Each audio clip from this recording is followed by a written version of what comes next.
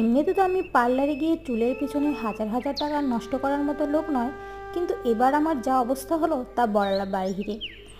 বাড়িতেই বসে আমি অনেক ন্যাচারাল একটা কালার দিয়েছিলাম, আর তা আমার চুলকে অনেক বেশি ড্যামেজ করে ফেলেছে। আর এই পুজোর বাজারে আমার কাছে অত টাকাও ছিল না যে পার্লারে গিয়ে 1000-2000 টাকা দিয়ে চুলে স্পা করব। তাই বিভিন্ন ধরনের ইউটিউব এবং গুগলে সার্চ করে বাড়িতে বসে আমি একটা অসাধারণ হেয়ার প্যাকটা বানিয়ে নিয়েছিলাম, আর এটাই তোমাদেরকে আজকে আমি শেয়ার করতে যাচ্ছি।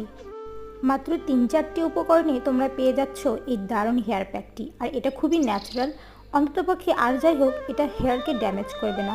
তো প্রথমে আমি এখানে জবা পাতার পেস্ট নিয়ে নিয়েছি, এটা আমি শিলনোড়ায় বেটে নিয়েছি, এবং কি এরপরে লেবুর রস, এবং কি খানিকটা আমি এরপরে নারকেল তেলও দিয়ে দেবো, এবং কি এগুলো সবগুলো মিক্সড করে তারপরে আমি আমার চুলে অ্যাপ্লাই করব।